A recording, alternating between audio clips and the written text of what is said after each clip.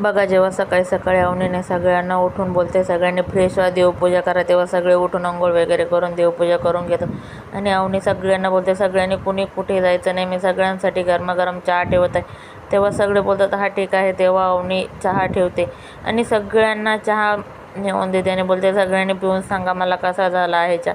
तेव्हा सगळ्यांनी एक घोट घेतला आणि एकमेकांकडे बघायला लागले. तेव्हा अवनी बोलते काय झालं, चहा चांगला नाही झाला का. तेव्हा सगळे एका आवाजात बोलतात खूप छान असा चहा झालेला आहे आणि आम्हाला खूप आवडलेला आहे. तेव्हा धनराज हा चहा पित नसतो, कारण त्याला तो चहा खूप असा खारट लागलेला असतो, कारण अवनीने साखरेच्या जागी मीठ घातलेलं असतं त्यामध्ये. तेव्हा धनराजचा चहा निम्मात तो तसाच ठेवतो.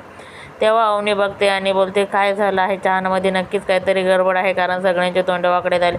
तेव्हा तिने धनराजचा चहा घेतला आणि तो पिण्यासाठी तिने पिला. तेव्हा धनराजचा छोटा भाऊ पाहणे बोलतो की अरे तुझा चहा तर वहिनीने पिला, म्हणजे हा तर प्रेमाचा झाला, खारट नसून. तेव्हा अवनी बोलते यू कसा पेला हा चहा तुम्ही, हा तर किती खारट झाला आहे. तेव्हा यशोदा बोलतात नाही ग बाई, खूप छान. सगळे बोलतात खूप छान झालं. अवनी बोलते साखरेच्या जागी मीठ पडलं आहे माझ्याकडून, तुम्ही बोलतात खूप छान झालं.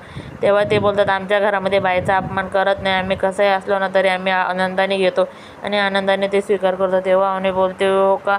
तेव्हा सगळे त्याला बोलतात की तुझा चहा तिने पेला आहे. तेव्हा धनराज बोलतं देवी आहे, तो आमची लव्ह स्टोरी खूप छान अशी सुरळीत चालू ठेवली आहे, अशीच चालू ठेव आणि अवनी मॅडमना पण माझ्याविषयी प्रेम होते. तेव्हा अवनीने धनराजला बोलवलं असं. तेव्हा धनराज बोलतो काय झालं अवनी मॅडम. तेव्हा अवनी बोलते सॉरी, मी तुम्हाला खारट चहा पाजला त्याबद्दल.